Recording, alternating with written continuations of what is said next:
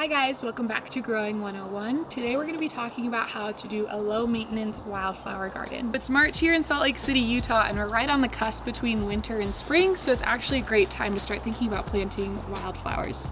In climates like ours, you can start planting wildflowers as soon as the soil is workable, and we're going to show you exactly how to do it. So step one would be choosing the right growing location. You want to make sure your wildflowers get a lot of sunlight, so I thought that this bed right here would be the perfect choice. Without enough sunlight, you won't get the blooms that you're hoping for, so if you're going to focus on one thing, focus on the sun. Step two is preparing the soil. So you want to make sure that you give your wildflower seedlings the best chance possible, and this means removing any weeds from that soil so you can reduce any competition for growth.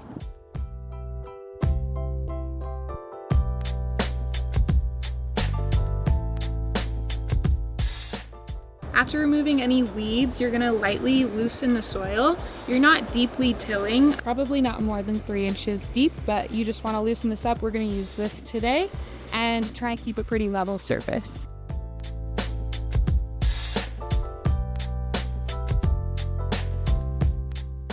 Now that the garden box is ready, we are ready for step 3, which is planting our seeds. Whether you're planting for the garden, farm, or field, we have sizes available at trueleafmarket.com to cover any space, making it easy to grow wildflowers at whatever scale you need. Unlike other flowers that need precise spacing or very careful transplanting, wildflowers are normally planted by broadcasting. So broadcasting means spreading the seeds evenly across the soil. Some gardeners will broadcast by their hands. Another good method to use is mixing your seeds with sand to create a more even distribution. So that works really well for larger areas, but today, since we're doing a pretty small box, we're going to be using this shaker. What I love most about the wildflower seed shakers is it is by far the easiest way to plant these seeds.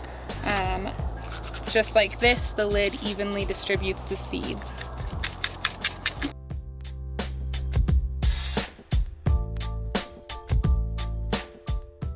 I lightly tapped the soil, but not too hard, so the seeds are still very close to the top, but it's not very easy for them to blow away, and they're more secure from also birds eating them. So germination for wildflower seeds typically happens around 55 degrees Fahrenheit, and now that they're tapped down pretty lightly into the soil, we are ready for step 4, which is watering. So wildflowers are incredibly drought tolerant after they're established. So luckily we have some rain coming in the next couple of days for Salt Lake City, Utah, so I'm not going to worry about it in order to save some water. But if you don't have rain in your forecast, make sure you establish your seeds but watering now. Pollinators are essential to our ecosystem, and many populations are declining. By planting native wildflowers, whether in your yard, pasture, or field, you directly support pollinator populations. Reduce soil erosion. Wildflower roots grip the soil and form supportive networks underground. This helps stabilize the soil and reduce erosion caused by wind and rain. Number 3, hold on to carbon. Wildflower root systems naturally store carbon in the soil.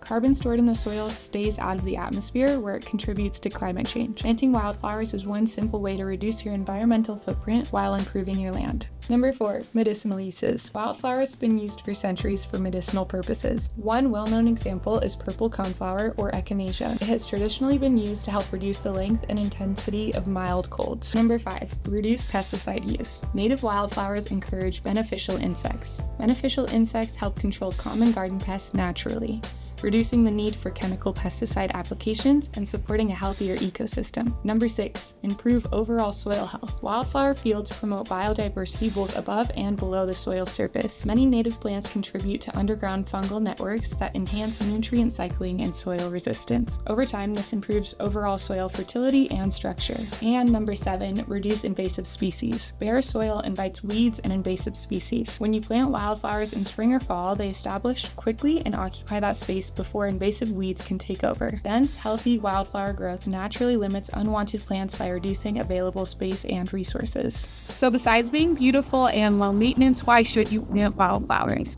Well, they have a ton of environmentally beneficial factors. With a little bit of preparation and the right mix, you can create something that's both beneficial and beautiful for years to come. Thanks so much for watching, guys. If you liked this video, make sure you like and subscribe to see more Growing 101 videos. And in the comments down below, let us know what your favorite wildflowers are.